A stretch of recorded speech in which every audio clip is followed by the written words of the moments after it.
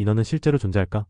인어공주, 아쿠아맨, 사이렌과 같은 영화들이 세계적으로 인기를 끌면서 많은 사람들이 인어의 존재를 믿게 되었습니다. 고대 이집트와 같은 문명에서도 인어가 실제 존재한다고 믿었던 것처럼 인어에 대한 집착은 오래된 것입니다.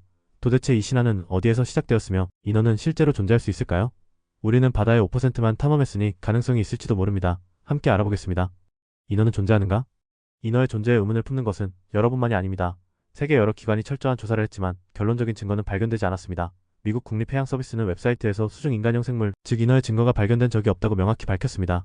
따라서 이 대륙에는 인간과 물고기의 혼합 생물이 존재하지 않습니다. 인어 목격 보고는?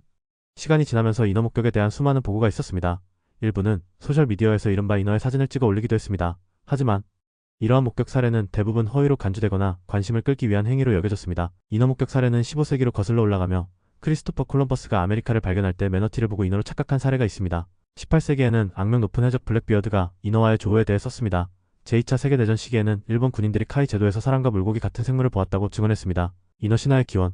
인어에 대한 인간의 집착은 오래된 만큼 이 신화의 기원을 추적하기 어렵습니다. 바우언 스크리브너의 MERPOPLA 휴먼 히스터리에 따르면 인어는 고대 바다의 신과 여신에서 유래되었습니다. 바빌론의 물고기 신 오안니스와 아시리아 및 블레셋에서 숭배된 여성 신 아르타가티스가 그 예입니다. 고대 그리스와 로마는 이러한 신념을 차용하여 스킬라와 같은 반인반어 생물을 만들어냈습니다. 일본에서는 인어와 같은 생물인 닌교가 등장하며 아일랜드와 스코틀랜드에서는 인어를 셀키라고 부릅니다. 또한 인어의 존재를 믿게 하는 이유 중 하나는 매너티와 같은 몇몇 해양 생물이 인어와 유사하기 때문입니다. 매너티는 바다 바닥에 풀을 뜯어먹으며 수면으로 올라오는 모습을 보면 인간의 머리와 비슷해 보입니다. 콜럼버스는 매너티를 인어로 착각했다고 기록했습니다. 수중 유인원 이론과 기타 이야기들. 인어에 대한 신화는 흥미롭습니다. 과학자들에 따르면 물고기와 인간은 먼 친척입니다. 모든 척추동물은 물고기에서 유래되었다고 합니다.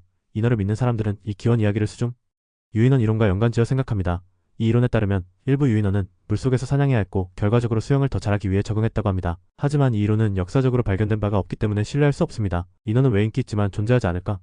인간과 물고기 간의 밀접한 관계에도 불구하고 인어는 존재하지 않습니다. 그럼에도 불구하고 많은 사람들이 이러한 신화적 존재를 믿는 이유는 무엇일까요? 현대의 수족관은 물고기를 전시하는 것에서 벗어나 인어 공연자를 선보이고 있으며 이는 긴 숨을 참는 능력을 가진 공연자들에게 매우 수익성 있는 직업이 되고 있습니다. 결국 인간은 미지의 세계에 대한 갈증을 가지고 있습니다. 바다는 광대하고 아직 탐험되지 않은 부분이 많기 때문에 많은 사람들은 그곳에 인어와 같은 생명체가 있을 것이라고 추측합니다. 물고기와 인간의 혼합 생물에 대한 생각은 흥미롭고 매력적입니다.